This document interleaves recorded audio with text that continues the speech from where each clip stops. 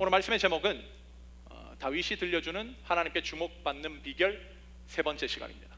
같은 제목을 가지고 이렇게 설교한 지도 되게 오래인 것 같은데 특별히 그만큼 다윗이 들려주는 스토리가 굉장히 우리에게 주는 메시지가 크다라고 할 수 있겠죠. 오늘 이 제목을 가지고 함께 여러분과 말씀 나누기로 합니다. 우리 계속해서 다윗의 스토리를 보고 있습니다. 특별히 오늘부터는 사무엘 하로 들어가는데, 사무엘 하에는 드디어 10여 년간의 광야 생활을 마친 이 다윗이 이스라엘 왕으로 등극하여 통치하는 이야기가 기록되어 있죠. 오늘 특별히 본문을 주목해 보면 다윗이 이스라엘의 왕이 되자마자 가장 먼저 행한 일이 무엇인지를 소개하고 있어요. 그것은 오랫동안 기랏 여아림 아비나답의 집에서 모셔 있었던 하나님의 언약궤를 이스라엘의 왕도라고 할 수 있는 예루살렘으로 옮겨오는 일이었습니다. 사실 이것은 그 누구도 시킨 일이 아니었죠. 전적으로 다윗의 자발적인 결정이었고, 그가 하나님을 사랑하고 경외하는 마음에서 우러나온 일이었습니다. 6장 1절을 보면 다윗은 이 일을 위해서 3만 명의 이스라엘 백성을 동원해요. 물론 하나님의 궤를 옮기는데 이렇게나 많은 사람이 필요한 것은 아니었습니다. 그럼에도 다윗이 이렇게나 많은 사람들을 동원하여 하나님의 언약궤를 옮기려고 한 것은 그가 이 일을 위해서 엄청난 성의와 열심을 다하고 있다는 것을 보여주는 것이죠. 다윗은 이스라엘 왕이 자신이 아니라 이스라엘의 진정한 왕은 하나님이 되신다는 사실을 정확히 알고 있는 사람이었습니다. 그렇기에 다윗은 왕이 되자 하나님의 언약궤가 변방이었던 기랏 여아림에 있는 것을 차마 눈뜨고 볼 수 없었어요. 그 법궤는 당연히 이스라엘의 왕도인 예루살렘에 있어야 된다고 그는 확신했습니다. 이런 것을 보면 하나님께서 왜 그토록 그를 주목하시고 그토록 예뻐하셨는지를 알게 되는 거죠. 그런데 이후의 스토리를 보면 이런 다윗의 인간적인 정성이 하나님의 궤를 성공적으로 예루살렘으로 운반하진 못하게 합니다. 특별히 오늘 본문은 다윗이 하나님의 법궤를 옮기기 위해서 그가 사용한 인간적인 수단과 방법들을 자세하게 설명하는데, 이것은 역설적이게도 하나님의 일은 인간적인 방법으로 하는 것이 아니라 하나님의 방법대로 해야 하는 것을 보여주는 것입니다. 우리도 삶을 살아가면서 참 열심히 살아갑니다. 부지런히 살아가요. 그러나 어떨 때는 내가 최선의 노력을 다했음에도 불구하고 하나님께 인정받지 못하고 일이 꼬일 때가 많아요. 그 까닭은 대부분 가장 기본적인 신앙을 버렸기 때문입니다. 가장 기본적인 신앙의 법칙은 인간의 방법으로 하는 것이 아닌 하나님의 방법대로 살아가는 거예요. 즉, 한 사람이 아무리 자신의 삶에 열심히 부지런히 살아간다 할지라도 그의 행동과 삶의 결정이 하나님의 뜻에 부합하지 않는다면 하나님은 그 삶을 축복하시지 않기 때문입니다. 즉, 하나님은 당신의 뜻에 따라 순종하는 자의 삶에 축복하시는 하나님이라는 거예요. 결론적으로 다윗은 오늘 이 실수를 통해서 아주 큰 깨달음을 얻습니다. 그리고 그것을 통해 하나님이 말씀하시는 바를 더욱더 분명히 깨닫고 더욱더 바람직한 신앙의 모습으로 그 모든 것을 극복해버려요. 우리도 다시 한번 얘기했지만 이 땅을 살아가면서 참 부지런히 살아갑니다. 그럼에도 결과가 좋지 않아 낙심하고 좌절하는 사람들이 많아요.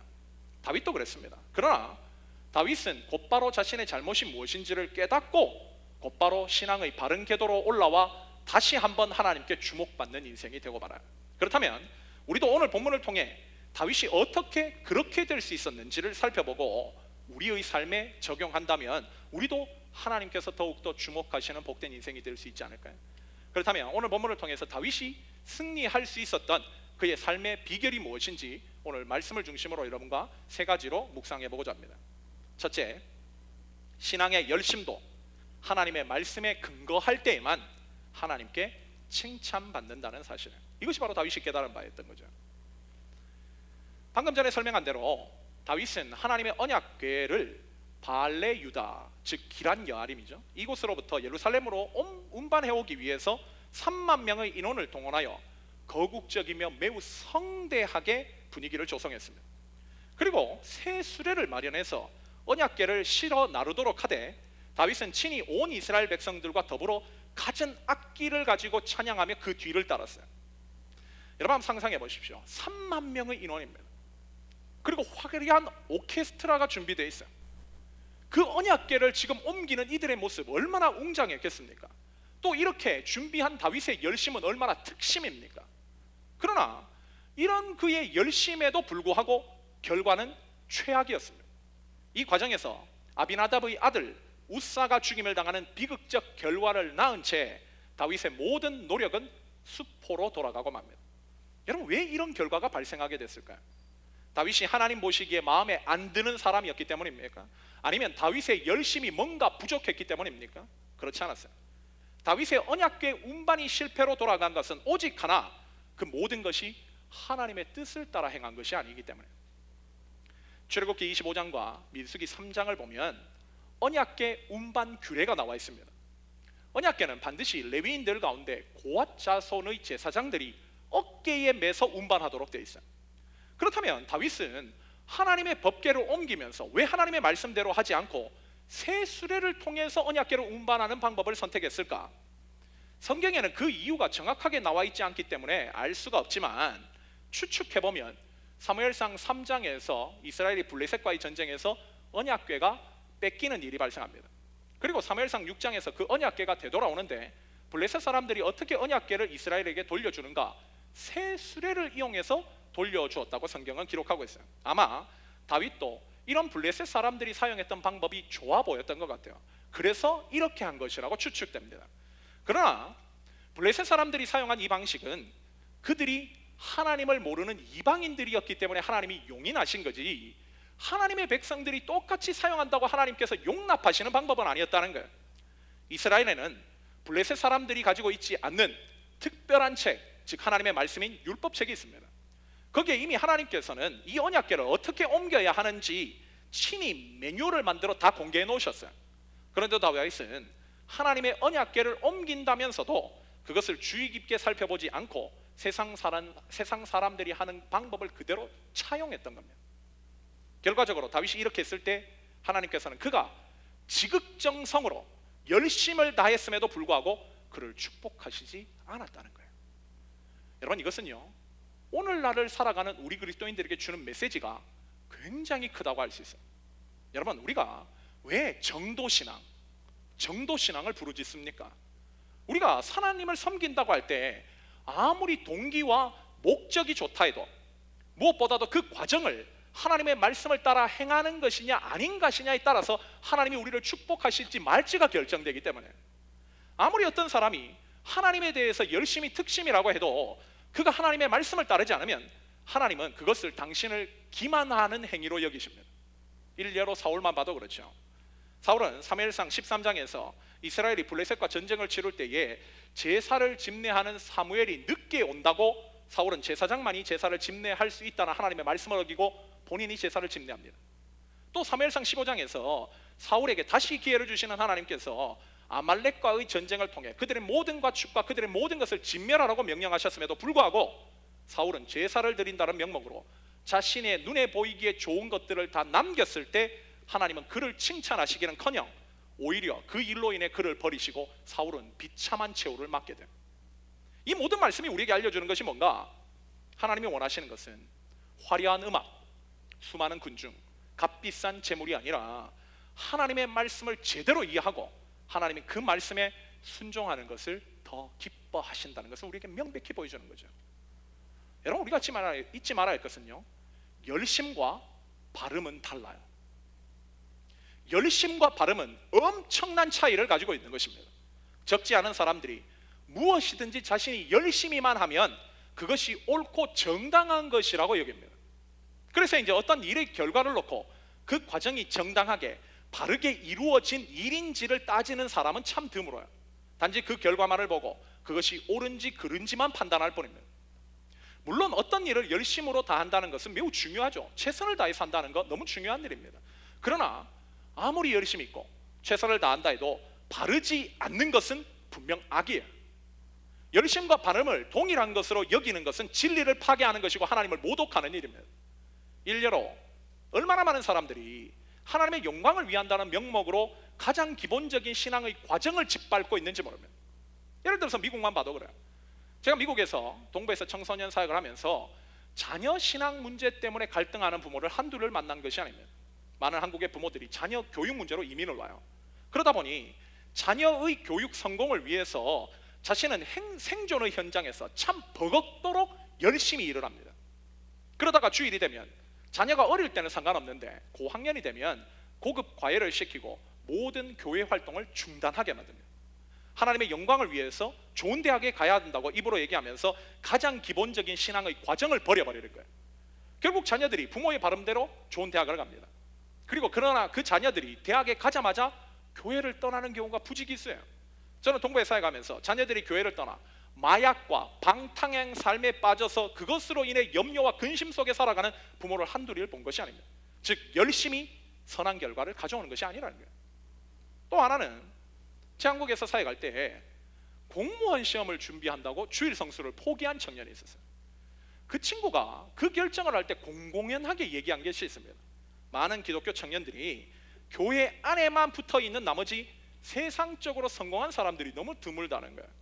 그래서 자신이라도 성공해서 하나님께 영광 올려드리겠다는 거, 그게 그 친구가 계속 했던 얘기입니다. 그리고 1년 동안 공무원 시험 합격하기 위해서 1년 동안 교회를 나오지 않았어요. 한마디로 고시원에 처박혀서 열심히 공무원 시험 공부를 했습니다. 여러분, 누가 그 청년에게 공무원이 되어서 하나님께 영광 올려드리라고 했죠? 정말 하나님이 하셨습니까? 하나님이 그것을 기뻐하니까 네가 그 일을 꼭 해야 된다고 말씀하셨습니까? 아니에요. 본인의 성공에 대한 야망, 욕망이 만들어낸 환상일 뿐입니다. 여러분, 하나님의 영광을 위한다고 하면서 믿는 자들이 가장 기본적으로 하나님을 섬겨야 하는 예배의 과정을 버리고 그렇게 살아가는 모습을 과연 하나님이 기뻐하실까요? 그 청년이 신앙인으로 반드시 지켜야 할 가장 기본적인 신앙의 예배를 포기하고 고시원에 처박혀 공무원에 합격한 그 결과를 하나님이 정말 그것으로 인해서 영광 받으실까요? 저는 기독교인들이 가장 근절해야 하는 말이 있다면 뭐로 가도 서울만 가면 된다는 말이라고 생각합니다. 이것은 과정이 어떻든 결과만 좋으면 모든 것이 용인된다는 거예요. 이런 말은 눈에 보이는 결과만을 중시하는 현대사회에는 적합한 말일지 몰라요. 그러나 이 말은 절대 하나님께 통용될 수 있는 말이 아닙니다. 신앙인들은 하는 모든 일이 그 목적과 동기가 선해야 함은 물론이요, 그 방법까지도 하나님의 방법을 따라하는 사람들이 그리스도인인 거예요. 하나님은 다윗을 정말로 사랑하셨기 때문에 다윗의 뼈아픈 실수를 용납하지 않으셨어요. 그리고 이 실패의 경험을 통해서 다윗은 철저하게 말씀 중심의 사람이 됩니다. 이 구절과 병행 구절이 역대상 15장인데요 그 기록을 보면 다윗은 이 실수 이후에 언약궤 운반에서 또다시 실패를 경험하지 않기 위해서 불철주야 하나님의 말씀을 연구합니다. 무엇을 보여주는가? 우리도 다윗과 같은 실패를 반복하지 않으려면 그 방법은 오직 하나, 하나님의 말씀에 붙들리는 길밖에 없다는 거예요. 즉 말씀대로의 삶의 과정을 쌓아 올려야 된다는 거예요. 그래서 하나님의 말씀을 통해 하나님의 뜻을 제대로 깨닫고 그 말씀대로 행하는 길을 걸음으로 말미암아 생겨난 결과, 그것에 하나님께서는 영광 받으신다는 거예요. 여러분, 어떤 사람이 진짜 축복의 사람입니까? 하나님의 말씀대로 하지 않을 때는 아예 애초부터 실패하는 사람들이에요. 철저하게 처음부터 무너지는 사람, 그 사람 축복된 사람이에요. 그리고 반면 하나님의 뜻대로 할 때는 하나님께서 기뻐 받으시고 영광 받으시며 축복하시는 것들을 경험하는 사람, 그 사람 축복된 사람이죠. 오늘 본문에 나오는 다윗이 바로 그런 사람이었어요.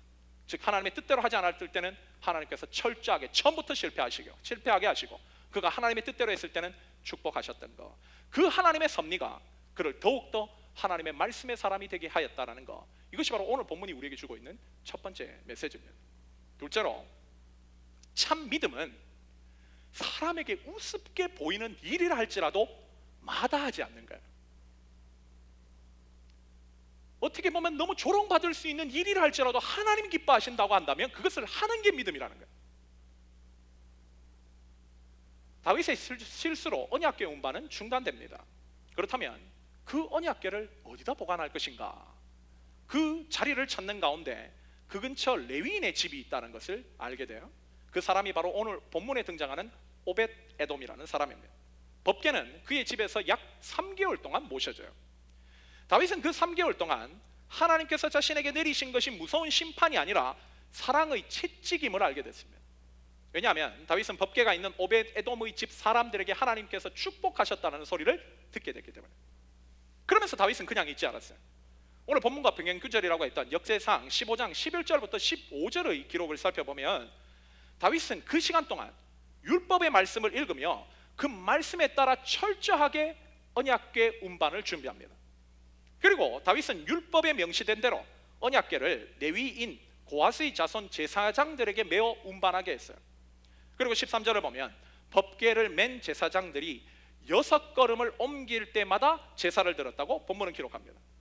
왜 6걸음을 기준으로 하여서 이렇게 제사를 드릴까라? 우리는 성경에 기록이 없기 때문에 그것을 정확하게 알 길이 없어요. 좌우간 다윗은 언약궤를 맨 레위인들이 6걸음을 걸어도 아무런 문제가 발생하지 않자 하나님께서 언약궤 운반을 허용하신 것이라고 믿었습니다. 그리고 감사 제사를 드렸어요. 사실 이것까지만 해도 다윗이 할 수 있는 일은 충분했습니다. 그런데 이어지는 말씀을 보면 다윗은 이것에 더하여 또 다른 행동을 하기 시작해요. 그것이 바로 오늘 본문 14절의 내용입니다. 6장 14절인데요 우리 형제와 자매들이 한 목소리로 14절 함께 읽도록 하겠습니다. 14절입니다. 시작. 다윗이 여호와 앞에서 힘을 다하여 춤을 추는데 그때 다윗이 에봇을 입었더라. 여기 에봇은 제사장들이 입는 옷이죠. 그러나 다윗은 제사장이 아니었기 때문에 그가 제사장의 에봇을 입었다는 것이 아니라 배 에봇이라는 표현이 있듯이 하나님 앞에서 자신이 보잘것없는 자라는 것을 알려드리기 위해서 왕복을 벗고 일반 옷을 입었다는 거예요. 그리고 거기에 대해 다윗은 왕의 체면도 버리고 춤을 추기 시작합니다. 여기 춤을 춘다는 히브리어가 메카르케르인데 이 메카르케르는 빙빙 돌다, 춤추다라는 뜻의 카라르의 분사형으로, 즉 히브리어의 분사형은 계속되는 반복의 어떤 뜻을 가지고 있죠. 그 뜻은 한 번만 춤추고 그친 것이 아니라 계속해서 빙글빙글 돌면서 춤을 췄다는 거예요. 그것도 그냥 빙글빙글 돌면서 춤을 춘 것이 아니라 한글 성경에서 표현되어 있듯이 힘을 다해서 빙글빙글 돌면서 계속 춤을 췄다는 거예요. 여러분 한번 상상해 보세요. 사실 이런 다윗의 행동은 하나님에 대한 특심을 가지고 있는 다윗의 마음을 모르는 사람들에게는 굉장히 우스꽝스러운 모습이죠. 그렇게 16절을 보면 다윗의 아내 미갈은 다윗을 업신여기기 시작합니다. 왕이 어떻게 백성들 앞에서 그런 추태를 벌이냐고 비난을 해요. 흥미로운 것은 하나님의 언약궤가 예루살렘에 들어올 때 미갈은 왕궁에 있었다라고 성경은 증언해요. 그녀는 그저 창문으로 언약궤가 들어오는 장면을 보고만 있었을 뿐입니다. 무엇을 의미하는가? 그녀는 하나님을 안 믿는 불신자였다는 거예요. 그랬기에 그녀에게는 하나님을 향한 신앙보다는 왕의 채통이 더 중요했고 집구석에 처박혀 있는 게 더 중요했습니다. 20절을 보면 그녀가 다윗을 향해서 내뱉은 말은 거의 독설에 가까워요. 20절인데요 제가 한번 읽어볼게요. 다윗이 자기의 가족에게 축복하러 들어올 때 사울의 딸 미갈이 나와서 다윗을 맞으며 이르되 이스라엘 왕이 오늘 어떻게 영화로우신지 방탕한 자가 염치 없이 자기의 몸을 드러내는 것처럼 오늘 그의 신복의 계집종의 눈앞에서 몸을 드러내셨도다. 미갈은요 20절 후반절에서 이런 말을 합니다. 방탕한 자가 염치 없이 자기 몸을 드러내는 것처럼. 이 미갈의 말을 직역하면 이런 말이에요. 어떻게 정신 나간 자들 중 하나가 자기 몸을 계속 드러내는 것처럼이라는 뜻이에요. 여러분 유대인들은 속옷을 입지 않습니다. 그러기에 다윗이 아마 계속 힘을 다해 빙글빙글 춤을 추니 옷이 펼쳐지면서 그 속이 다 드러났던 것 같아요. 그렇게 미갈은 왕이 어떻게 채통도 없이 미친놈처럼 멍청한 짓을 하냐고 그를 조롱한 겁니다. 그러나 이어지는 말씀을 보면 다윗의 생각은 완전 달랐어요. 그런 21절과 22절을 보면 거의 명언에 가까운 말을 합니다. 그래서 두 가지인데요. 먼저 21절을 보면 야 너는 사람들 앞에서 채통만 중요하게 생각하지 나는 이 행동을 여호와 앞에 한 것이야, 이 말을 한 거예요. 다윗은 자신이 왕이 된 것은 하나님께서 허락하셔서 된 것임을 정확하게 알고 있었던 사람입니다. 사울의 아들 요나단을 제외하면 사울 가문은 이걸 몰랐어요. 지가 잘나서 권력을 얻은 줄 아는 거예요. 그 교만이 사울과 그의 가문을 몰락시킨 겁니다. 그러나 다윗은 이 사실을 정확하게 알았죠. 그랬기에 나는 너희 가문과 달라. 나는 하나님 앞에서 끝까지 겸손할 거야. 너는 사람들 앞에서, 즉 사람들 앞에 채통이나 지키며 살아라. 나는 여호와 앞에서 계속 춤을 출 거야. 이게 지금 다윗의 마음이에요. 미갈과 엄청난 관점의 차이를 보여주는 거죠. 또 이어지는 22절을 보면 나는 사람들 눈에 천하게 보인다 할지라도 이보다 더 낮아지는 자리에까지 가서도 하나님을 찬양할 거야, 이렇게 얘기합니다. 이것은 내가 하나님 앞에 춤을 춰서 내 속살이 보였어? 괜찮아. 나는 하나님만 더 높여질 수 있다면 더한 치욕의 자리로 들어갈 수 있어. 여러분 이런 다윗의 태도가 비록 그가 실수했음에도 불구하고 전화위복하여 하나님께 또다시 주목받게 된 비결이 됐다는 거예요. 많은 사람들이 하나님을 믿는다고는 얘기합니다. 그러나 하나님의 영광을 위한 일보다 자신의 체면과 신분을 더 중요하게 생각해요. 그렇게 사역을 하다 보면 남들이 눈에 보이게 좋아 보이는 일이 있죠. 뭐 찬양팀, 뭐 셀리더, 이런 자리는 사람들이 보기 좋게 보이니까 누구든지 하려고 그래요. 그러나 화장실 청소, 뭐 주차 봉사, 남들이 우습게 보이는 일들, 즉 남들이 별로 그렇게 중요하게 생각하지 않는 일들은 지원자도 적고 하더라도 최선을 다하지 않는 경우가 부지기수입니다. 그러나 진정한 신앙에는요, 남들이 우습게 본다 할지라도 하나님이 시키신 일이라든지 하나님의 영광을 위한 일이라고 판단될 때에는 사람의 시선을 의식하지 않고 최선을 다하는 거예요. 성경에 그런 사람이 누구인가? 저는 노아라고 생각합니다. 노아는 하나님의 말씀을 듣고 하나님께서 이 세상에 물심판을 내리신다는 것을 알았습니다. 하나님께서는 곧바로 그에게 비도 오지 않는 한, 즉 멀쩡한 날에 방주를 지으라고 얘기해요. 여러분, 노아가 지었던 방주는요, 그냥 돛담 배가 아닙니다. 어디 집에 파라오에서 담장 밑에 숨어서 지을 수 있는 배가 아니에요. 거대한 배. 우리가 포유류 뭐 어떻게 보면 짐승 다 얘기했듯이 32,500종의 모든 짐승들을 쌍으로 태울 수 있는 정도의 크기의 배입니다. 그러니 모든 사람이 봤겠죠. 얼마나 많은 당대 사람이 그 엄청난 배를 짓고 있는 멀쩡한 날에 그 배를 짓겠다고 맨 땅에다가 그 작업을 하고 있는 노아를 향해서 조롱과 조소를 가했을까요? 대부분 사람들이 그를 정신병자 취급하면서 업신여겼습니다. 우리는 지금 성경의 결론을 보니까 나도 그때였으면 그렇게 했을 것이라고 착각하겠지만, 정말 우리가 그 자리에 있었으면 사람들이 그토록 조롱하는데 비도 안 오는 날 거대한 방주를 정말 하나님을 믿는 믿음으로 지었을까요? 전도 한번 나가보십시오. 사람들이 이상하게 생각할까봐, 조롱할까봐 두려워서 말 한마디 못하는 사람들 수두룩 합니다. 그런 사람들이 그 큰 방주를 짓는 더 큰 조롱과 조노소의 어떤 자리에서 방주를 짓겠다? 하나님 말씀에 정말 순종했겠다? 여러분, 신앙이 그렇게 호락호락한 것이 아닙니다. 그러니 복을 받을 수 있는 하나님 앞에 나와 예배하고 있으면서도 그 복이 우리와 상관이 없는 거예요. 노아는 정말 하나님을 믿었습니다. 하나님 말씀하신 대로 세상이 조롱하더라도 최선을 다해 방주를 지었어요.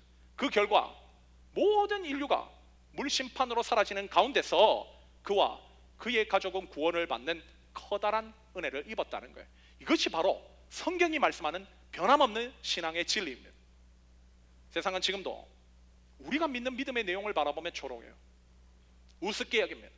시편 기자도 이걸 경험했던 것 같아요. 시편 42편 3절을 보면 사람들이 자신의 믿음을 보고 뭐라고 얘기했는가?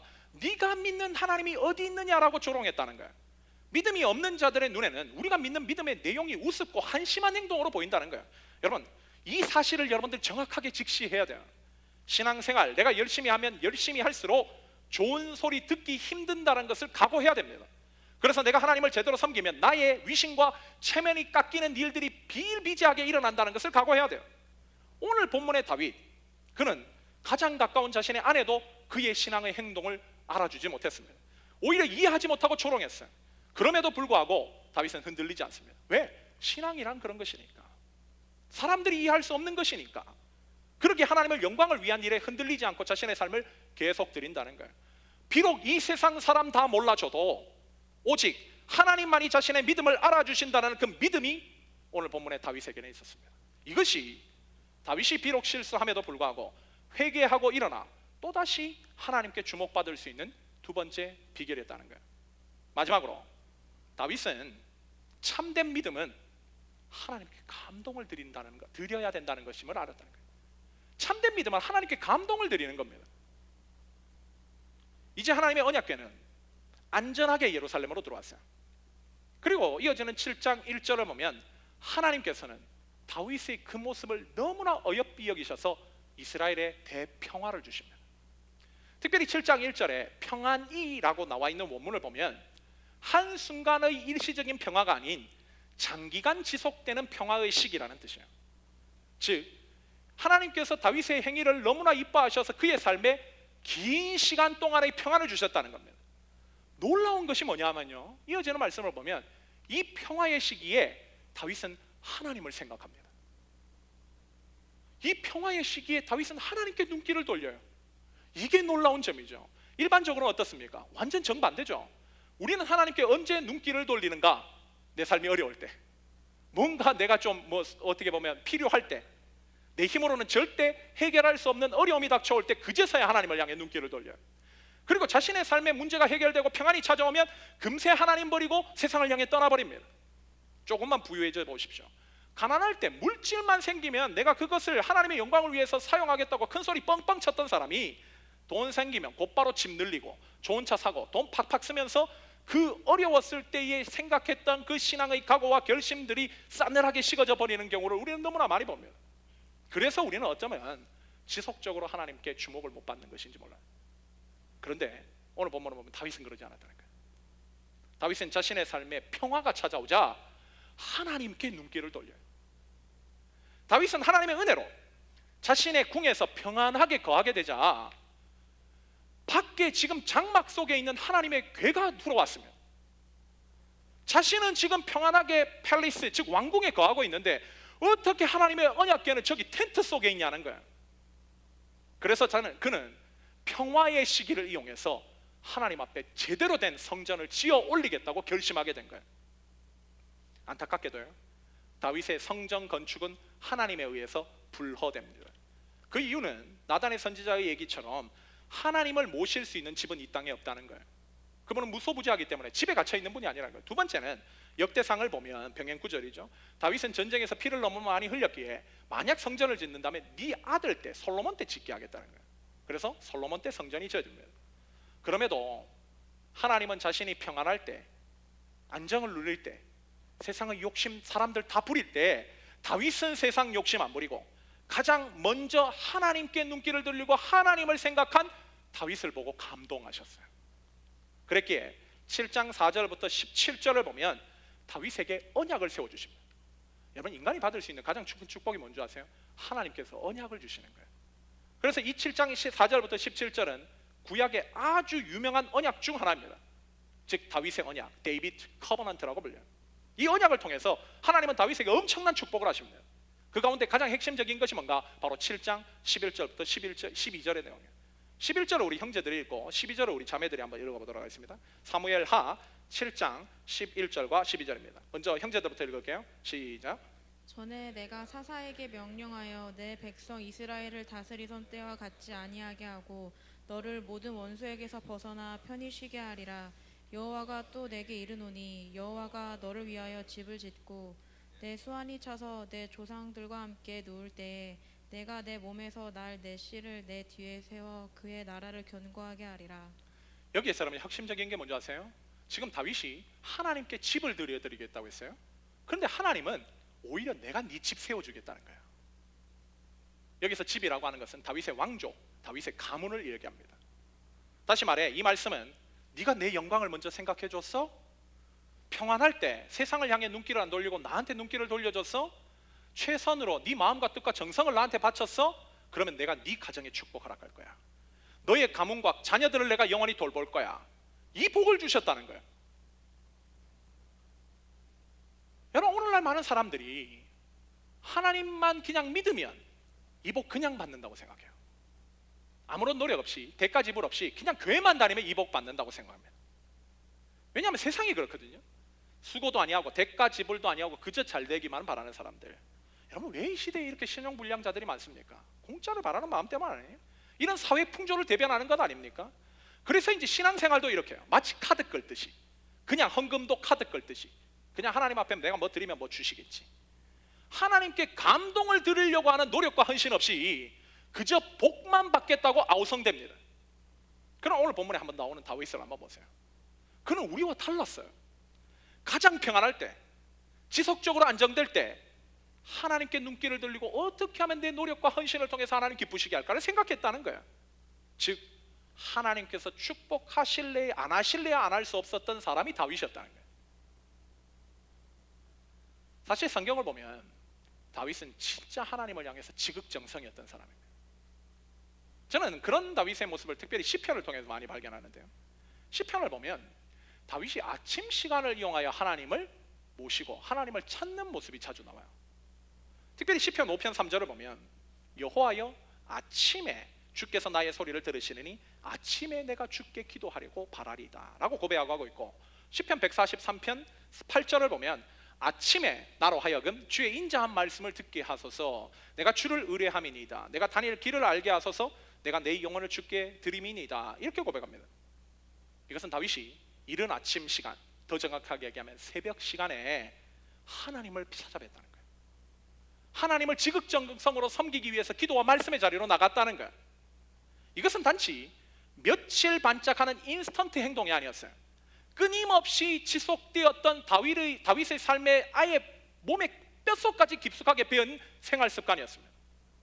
다윗은 남들이 다 잠들어 있는 시간에, 혹은 다들 하나님과 상관없이 하루를 시작하는 그 아침에 홀로 조용히 일어나 하나님을 지극정성으로 섬기기 위해서, 즉 하나님을 찾았습니다. 여러분, 이게 쉬운 일입니까? 절대 쉬운 일 아니죠. 많은 사람들이 입으로 자신은 새벽을 깨우리라, 아침에 일어나리라 얘기를 해도 결국 지속되지 못하는 경우를 우리는 우리 자신의 삶을 통해서 너무나 자주 발견합니다. 왜 안 될까? 이유는 하나예요.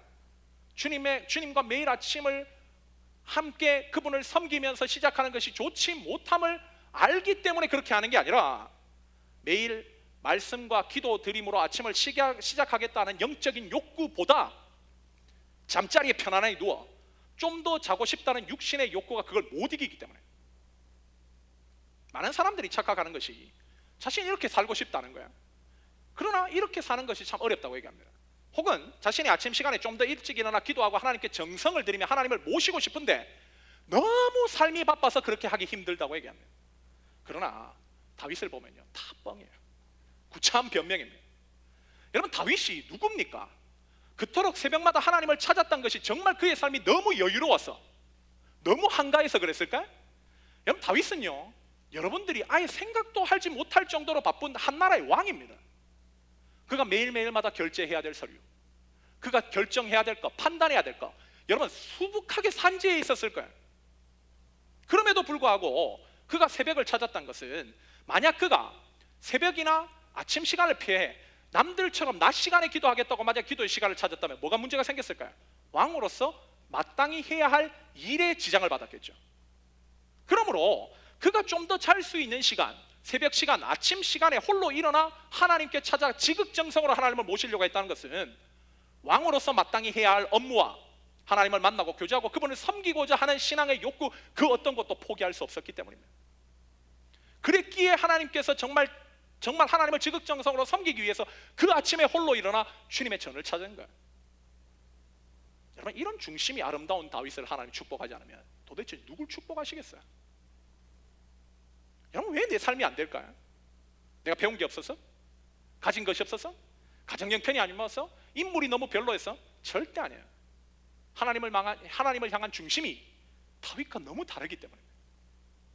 더 직접적으로 얘기하면 다윗과 같은 하나님을 향한 열망과 감동을 드리겠다는 그런 신앙을 가지고 있는 것이 아니라, 오늘 본문에 하나님 없이 살았던, 그래서 방구석에 처박혀서 창문으로 그저 하나님의 언약궤가 들어오는 것을 쳐다봤던 미갈과 더 흡사하게 닮아있기 때문에. 사실 우리가 하나님 믿은 거 기적이죠. 전도해 보십시오. 아무나 예수 믿습니까? 아무나 믿음 생겨요? 그렇지 않아요. 믿음이 생긴 거는 저는 기적이라고 생각해요. 그러나 성경을 보면 그 기적 같은 믿음이 생겼다고 다 축복받는 것은 아니었어요. 출애굽을 보십시오.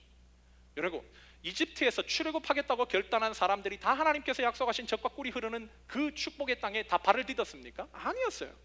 오직 끝까지 충성을 다해 지극정성으로 하나님을 섬겼던 여호수아와 갈렙만 1세대 가운데 들어가게 됩니다.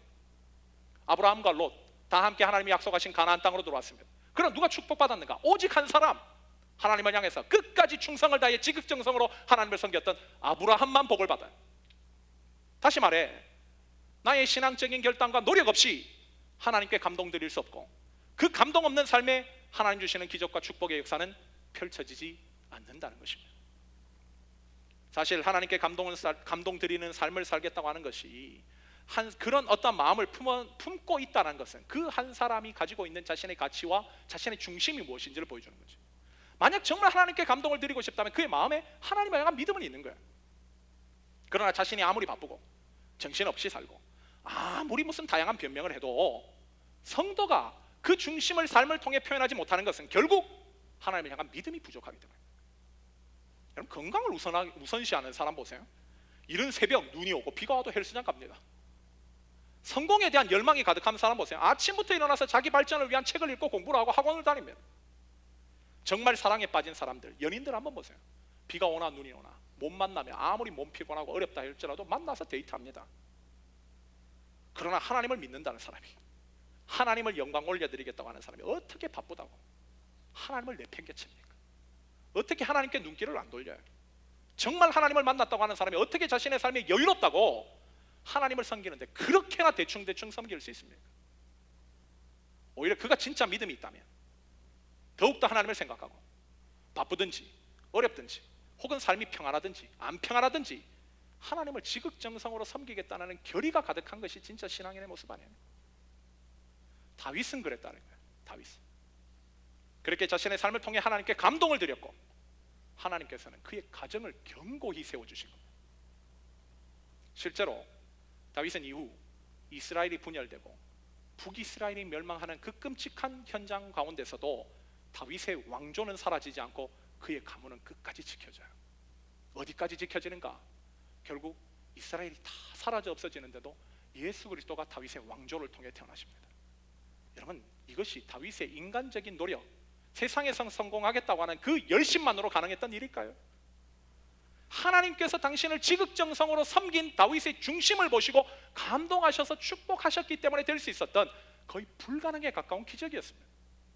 그 말은 내가 아무리 열심으로 여러분 최선을 다해 살아도 하나님이 복 주시는 것에 비하면 정말 그냥 손톱에 때밖에 되지 않는다는 거예요. 정말 하나님이 축복하시면 여러분 비할 수 없는 역사가 펼쳐집니다. 여러분 이것을 아는 것이 참 믿음이에요. 오늘 본문에 등장하는 다윗, 그는 마음에 정말 그 중심에 하나님을 향한 사랑과 믿음의 열정으로 불타올랐던 사람이에요. 그가 열정을 너무 앞세워서 하나님 말씀을 어겼을 때는 하나님께서는 곧바로 그의 실수를 질책하셨어요. 얼마나 사랑하셨으면. 그는 또 하나님께서 말씀하시면 척하니 알아듣습니다. 그래서 내가 하나님 뜻을 어겼구나, 바르게 그래서 불철주야 하나님 말씀 연구하고 수정해서 하나님 말씀대로 최선을 다해 섬기려고 또 노력해요. 거기에 더해 결국 하나님께서 언약궤를 허용해 주셨을 때 나는 사람 눈 안 봐, 하나님만 기뻐하신다면 나 하나님 앞에 광대가 될 거야. 그리고 춤을 춰요. 속옷이 없는데도, 속살이 다 드러나는데도 사람 눈이 지각하고 하나님만 기쁘신다면 내 모든 것 드리겠다. 가장 평안할 때도 하나님을 바라봅니다. 그러니 여러분, 하나님이 축복하시지 않을 수 없는 거죠. 오늘 본문을 통해서 하나님은 또다시 우리에게 말씀하세요. 정말 내가 기적을 베풀 수 있는 전지전능한 하나님을 너희 믿느냐? 정말 너희가 사람에게 주목받지 못해서 나한테 사랑받겠다고 이 자리에 앉아 있느냐? 정말 내가 하나님께 감동을 드려서 하나님께 주목받는 다윗과 같은 사람이 되겠다는 소망을 가지고 있느냐? 그렇다면 오늘 본문에 나오는 다윗을 주목하라는 거예요. 왜 그가 하나님의 주목을 받았는지, 왜 그가 하나님의 축복을 받았는지 하나님께서 다윗을 주목하라고 오늘도 우리에게 말씀하고 계십니다. 다윗의 삶은 다시 한번 얘기하지만 한마디로 하나님께 감동을 드린 삶이에요. 우리도 이 다윗의 모습을 교훈 삼아 하나님께 우리의 지극정성으로 하나님께 감동을 드린다면 하나님 우리의 삶을 지켜주시는 것 당연하겠죠. 우리의 가문도 복되게 하시는 것 당연하겠죠. 우리 모든 것들을 책임져 주시고 이끌어 주십니다. 우리도 알다시피 다윗은 이후에 끔찍한 범죄를 저질러요. 버려질 만한 범죄였어요. 그러나 하나님은 그럼에도 그를 끝까지 돌보시고 그를 끝까지 회개시키고 새 사람 만들어 버리십니다. 왜? 그의 중심에 남다른 하나님을 향한 사랑이 있음을 알았기에. 오늘 참석한 모든 새로운 교회들 이 말씀 꼭 기억하셔서 오늘 본문의 다윗처럼 하나님을 향해서 최선으로 감동을 드리는 이 시대의 다윗들 되셔서 하나님께서 돌보시는 놀라운 축복의 역사를 마음껏 풍성하게 받아 누리는 복된 성도들 되시기를 예수님의 이름으로 간절히 축원합니다. 우리 다 같이 한번 기도하도록 합시다.